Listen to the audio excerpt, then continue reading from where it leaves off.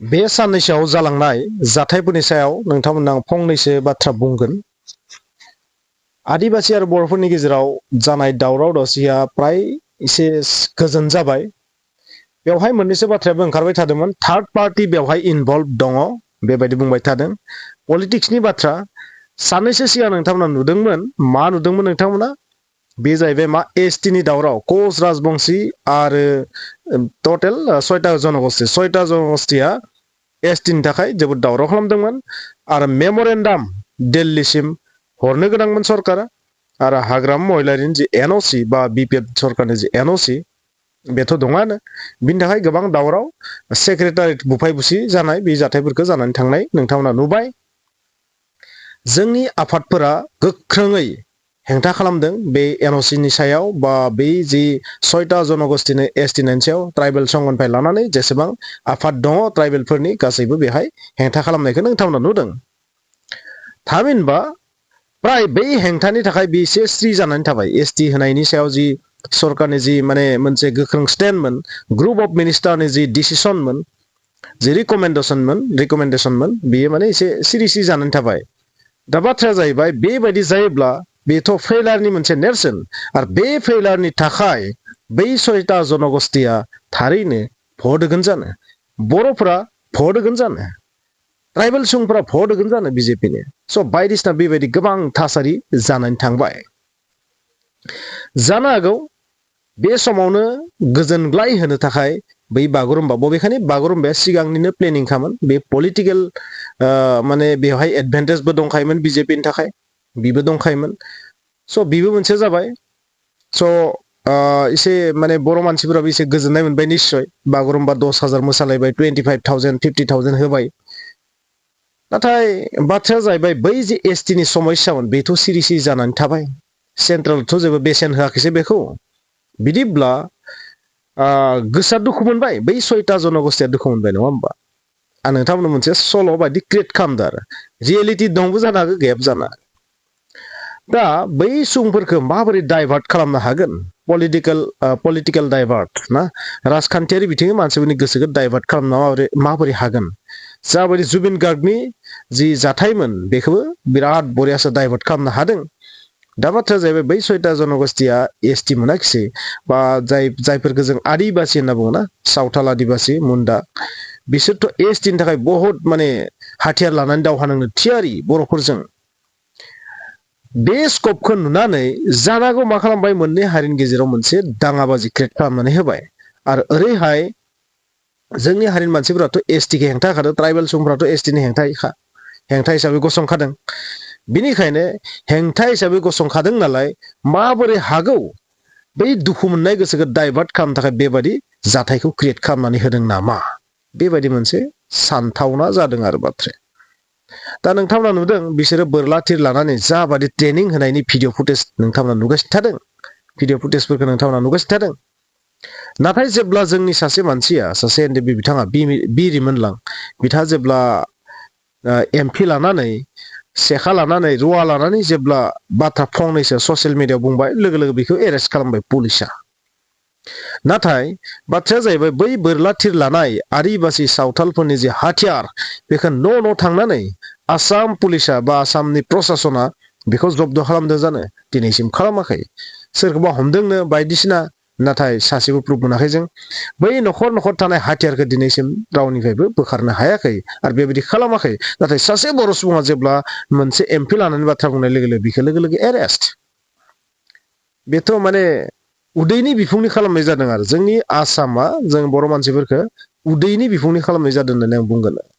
स' बिसोरनि न'खराव थानाय बोरला थिरफोरखौ जुदि सरकारा बोखांजोबनो हाया अब्ला माब्लाबा बिसोरनि भट बेंक पलिटिक्सआ स्ट्रं जाया होननानै आं बुंगोन। भट नांगोन, नङा होमबा? नाथाय बै बर'फोरखौ न'निफ्राय थानानै बोरला थिरजों गावहरनो नागिरनाय बेखौ हानांगोन, निस्सय हानांगोन। बोखारनो हानांगोन, बोखांना लाबोनो हानांगोन, अब्लासो मानिगोन। थारमाने दाबो बिथांमोना मा जे बै 6टा जनगोष्ठिनो जे एसटि होनो नागिरनायखौ बर'फोरनि थाखायसो हायाखिसै बेबायदि मोनसे प्रुफ खालामनो नाजादों सरकारा। बेबायदि नांदों आरो माने थासारि बेबायदि आरो रियेल नङाबो जानो हागौ, मोनसे सल' बायदि क्रियेट खालामदों आरो बाथ्राखौ। आरो बै जि गिलु बालु थासारि बैखौ डाइभार्ट खालामनो, गोसोखौ डाइभार्ट खालामनो थाखाय बर' आदिबासिफोरनि गेजेराव दाङाबाजि क्रियेट खालामनानै होबाय। बास बेनो जाबाय एक्सिडेन्टआव थैदो मावबा थैदो आरो नोंथांमोना नुदों जोंनि बिटिसिनि सरकार आरो आसाम सरकारनि आरो सोरबा बेलेग बेलेग पार्टिनि नेताफोरा थांनानै मा खालामदों बेहाय 5 लाख रांनि अनसुंथाइ होनायखौ नोंथांमोना नुदों आरो लोगोसे केम्पआव थानायफोरनो रिलिफ केम्पआव थानायफोरनो मा होदों आं मिथिस्लाबाखिसै जायखिजाया 5 लाखसनि मोनसे चेक हैनाय आं नुनो मोनदों आरो मोनसे आसलि रांखौनो हैदों ना चेक हैदों एक्जेक्ट मिथिया जायखिजाया एनभेलपआव सोनानै माबा मोनसे हैदों बै थैजानाय न'खरनि मानसिफोरनो माने मेम्बार्सनो दा नोंथांमोना आइडिया खालाम आं मा बुंनो नागिरदों बे मोनसे रोखोमनि डाइभार्ट खालामनो नागिरनाय नामा खारन ओरैबो जानो हागौ जे बागुरुम्बा मोसानायाव जाबादि माने बिश्व बिखात जाबाय जोंनि बागुरुम्बाया जोंनि बर' मानसिफोरनि गोसोआ एसेबाबोथ' सरकारनि फालै भट थुनो गोसा जाबाय नालाय आरो माबोरै हागो बेखौ फिन नस्थ' खालामफिननो आरोबाव बेबायदि बर' आरो आदिबासिफोरनि गेजेराव बिनि भाइबखौ खोमानो थाखाय बिनि जि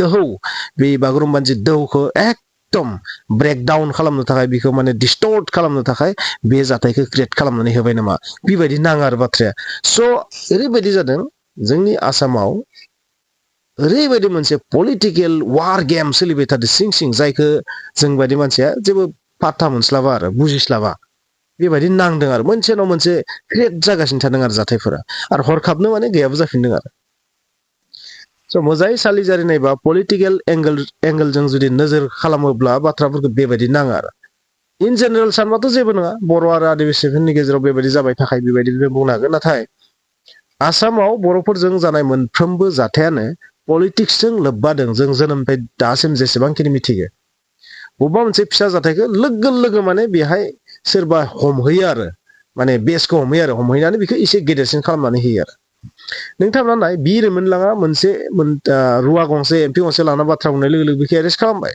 नाथाय बै आदिबासिफोरा एसेबां बोरला थिरनि प्रेक्टिस खालामदो बर'फोरजों गावलायनो थाखाय बिसोरखौथ' सासेबो हमाखै बिसोरनि बै हाथियारफोरखौथ' दासिम माने न'आव थांनानै सेयै लाबाखै बेनिफ्राय मा बुजियो नोंथांमोना पलिटिक्स जुबिन दानिखौबो माबायदि डाइभार्ट खालामदों नोंथांमोना नुबाय आरो एसटिनि जि समस्या बेयाव सरकारा जाबायदि फेलें जाबाय बे फेलें जानायखौ माबोरै माने मा होनगोन बेखौ डेमेज कन्ट्रल खालामफिननो थाखाय बेबायदि जाथायखौ खालामदों बेबायदि नांदों नोंथांमोननि साननाया मा आं मोनसे सल' बायदि सानदों आरो बाथ्राखौ बे रियेल नङाबो जानांगौ बेबायदि जाहैदों आरो जाथायफोरा गल गल गिदिंनानै नायोबा बेबायदि जाहैदों आरो नाथाय आं बर'फोरखौ बुंगोन जोंनि भटआ सानै हयै जों नुबाय गोरोन्थि खालामबा मा जायो गोरोन्थि 100 थाखा 200 थाखा अरुणोदयनो मायबानो एग्रिकालसारनि रांनो मायबा सेल्फ हेल्प ग्रुपनो 10,000नो मायबानो बे रांनि उन उन खारै खारै बर'फोरा सानसे डेस्ट्रय जागोन खोनासं